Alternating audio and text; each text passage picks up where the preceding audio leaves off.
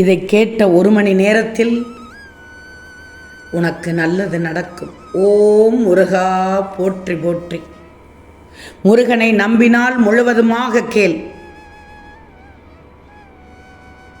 என் திருவுருவப்படம், என் தரிசனம் இன்று உன் கண்ணில் பட்டுள்ளது. உன் வேண்டுதல் நிறைவேறுவதற்கான அறிகுறி. உன் உள்மனதானது இன்று காலையிலிருந்தே உன்னிடத்தில் ஒன்று சொல்லிக்கொண்டே இருக்கிறது. முருகா, நீங்கள் கொடுத்த கடமைகளை சரியாக செய்து வருகிறேனே, என்னை மீண்டும் திருச்செந்தூர் வந்து காண வாய்ப்பு வழங்க மாட்டீர்களா என்று நீ கேட்டாய். கண்மணியே, விரைவில் உன்னை திருச்செந்தூருக்கு அழைப்பேன். நீ வரும் முன்பு உன் கையில் சேர வேண்டியதை நிச்சயமாக சேர்த்து விடுவேன். நீயும் மகிழ்ச்சியாக நிச்சயமாக வருவாய். அதற்குண்டான வாய்ப்பு நிறைய இருக்கிறது. முருகன் வாக்கு தப்பாகாது, பொய்யாகாது. ஓம் முருகா சரணம் என்று பதிவிடு. நன்றி முருகா என்று உன் மனதில் இப்போது சொல்கிறாய். ஓம் முருகா சரணம் என்று பதிவிடு. மனதிற்குள் நான் சொல்வதை கேட்டு நன்றி முருகா என்று சொல்கிறாய். எனக்கே சொன்னது போல் உள்ளது முருகா என்று இப்போது உன் மனமானது நினைக்கிறது.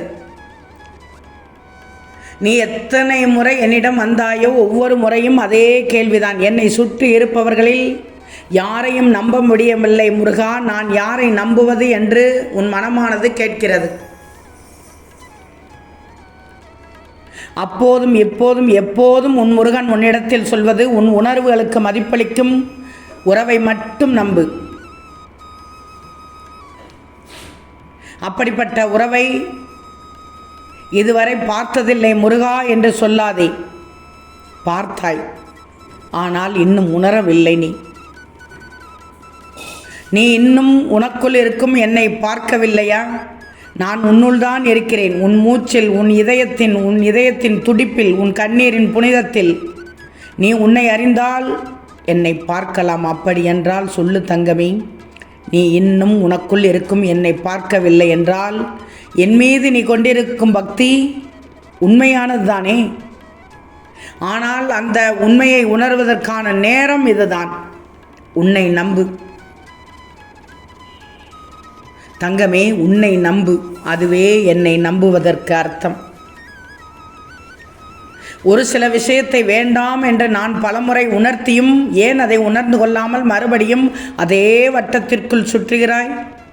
என்னை நம்பி ஒரு முடிவு எடுத்து விட்டால் அதை செயல்படுத்து. தடங்கள் வராது, தடை வராது. தக்கலாக நீ இருந்து கொள்ளாதே. தலைக்கு வந்தது தலப்பாகையோடு போனது போல் என நீ இனி விழித்துக் கொள்வாய். கவலையே படாது, நான் இருக்கிறேன் உனக்கு. நீ தலைகீழ நின்று தண்ணி குடித்தாலும் முருகன் உனக்கு என்ன என்று விதித்திருக்கிறானோ அதுதான் உனக்கு. முருகன் கொடுக்க நினைப்பதை தடுப்பவர் யாரும் இல்லை, தெரிஞ்சுக்கோ. முருகன் தடுக்க நினைப்பதை கொடுப்பவர் யாரும் இல்லை. அதனால் முருகன் மேல் பாரத்தை போட்டுவிடு. உன் வேலையை செய்து கொண்டே போ. இந்த நேரத்தில் இப்போது உடனடியாக ஓம் சரவணபவ போற்றி என்று பதிவிடு. உனக்கானதை நான் செய்கிறேன். இன்னும் 1 மணி நேரத்தில் உனக்கு நல்லது நடக்கும். நீ நம்பிக்கை இழக்கக்கூடாது. இந்த நேரத்தில் உன் அருகே நான் இருக்கும்போது நீ நம்பிக்கை இழக்கக்கூடாது. என்னிடத்தில் ஒரு ஒளியை பார்த்திருப்பாய். என்னிடத்திலிருந்து அசரீரியாக ஒரு வார்த்தையை கேட்டிருப்பாய். உன் கண்களுக்கு இன்று பட்டு இருந்தால் உன் வாழ்க்கையில் இருள் நீங்கி ஒளி பிறக்கப் போகிறது என்பதற்கான அறிகுறி. உன் வாழ்க்கையில் இருள் நீங்கி ஒளி பிறக்கப் போகிறது. உன்னுடைய வாழ்க்கை பயணத்தில் உன் துணை நீ மட்டும்தான். மற்ற எல்லோரும் வழிப்போக்கர்கள்தான். யாருக்காகவும் உன்னை நீ காயப்படுத்தி கொள்ளக்கூடாது. எல்லோரையும் தவறாகவும் எடுத்துக்கிடக்கூடாது. எல்லோரையும் உயிராகவும் நினைத்து கொள்ளக்கூடாது. அந்தந்த நேரத்திற்கு எப்படி எதை வேண்டுமோ, எப்படி எடுத்துக்கொள்ள வேண்டுமோ அப்படி மட்டும் எடுத்துக்கொண்டால் போதுமே. முருகன் துணையால் உன்னிடத்தில் இன்னும் 1 மணி நேரத்தில் உன் வாழ்க்கையில் உன்னை நோக்கி ஒரு சில அதிர்ஷ்டம் வரப்போகிறது. நடந்த பிறகு முருகனே கொடுத்ததற்கு நன்றி என்று நிச்சயமாக பதிவு செய்வாய். புரிகிறதா தங்கமே? கந்த சஷ்டியில் விரதம் இருந்தாய். அந்த விரதத்தின் பலன் உடனடியாக கிடைக்கும். கிடைக்காது என்று மட்டும் நினைத்து விடாதே. அது விதைக்கப்பட்ட விதை போல சரியான நேரத்தில் முளைத்து மலரும்.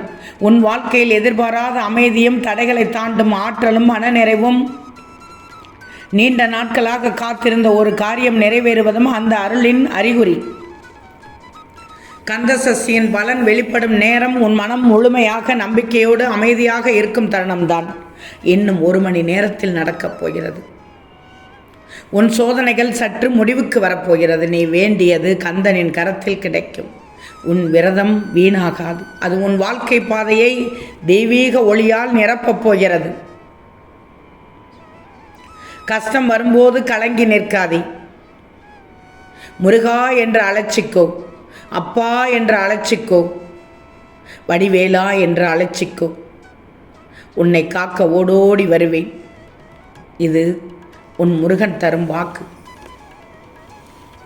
நீ செய்து வரும் கடமைகளில் குறைகளை கூறி உன் மனதை புண்படுத்துபவர்கள் இருக்கத்தான் செய்வார்கள். உன் மனதில் இருக்கும் வலி காயங்கள் அனைத்தும் எனக்கு தெரியும். அவற்றை இந்த நேரத்தில் சொல்கிறேன். நீ தனியாக சுமக்காதே. என் பாதத்தில் விட்டுவிடு. மீதியை நான் சரி செய்து விடுவேன். நீ அமைதியாக இரு. எல்லாம் நன்மையாக முடிந்துவிடும். அமைதியாக இருந்தால் மனக்குழப்பத்திலிருந்து வெளிவந்து விடுவாய். இப்போது நீ மனக்குழப்பத்தில் இருக்கிறாய். அதை என்னிடம் விட்டுவிடு. உனக்கான நல்ல நேரம் துவங்கி விட்டது. இன்னும் 1 மணி நேரத்தில் உனக்கு ஒரு நல்ல செய்தி வரும். உன் வாழ்க்கையில் ஏற்பட்ட தடைகளை எல்லாம் நீக்கிவிட்டேன். இனி உன் பிரார்த்தனை ஒவ்வொன்றாக நிறைவேறிவிடும். நீ நம்பிக்கையோடு முயற்சி செய். நீ நினைத்தது நடக்கப் போகிறது. ஆம் தங்கமே, நான் சொல்வதை நீ நம்பணும். இந்த நேரத்தில் ஒன்று சொல்கிறேன். ஒருவர் உன்னிடம் வந்து மன்னிப்பு என்ற ஒன்றை வைத்தால் அதனை ஏற்று அவரை மன்னித்து விடு. பிறகு அவர் செய்த தவறை சுட்டி காண்பிக்காதே. நேர்மையாக எல்லோருக்கும் எடுத்துக்காட்டாக இரு. அப்போது நான் உன்னுடன் இருப்பதை நிச்சயமாக உணர்வாய். உன்னை சுற்றி இருப்பவர்கள் திடீரென தாழ்ந்து போகும்போதும் விழும்போதும் அழும்போதும் அவர்களின் கர்மாவினால் வந்தது என்பதை உணர்ந்து அமைதியாக இரு. எதை பார்த்தும் நீ பயப்படக்கூடாது. அவ்வளவுதான். நான் இதுவரை உன்னை அசைக்க முடியாத நம்பிக்கையாக இருக்கிறேனோ அதுவரை உனக்கு எந்த தீங்கும் நேராது. ஓம் முருகா போற்றி போற்றி.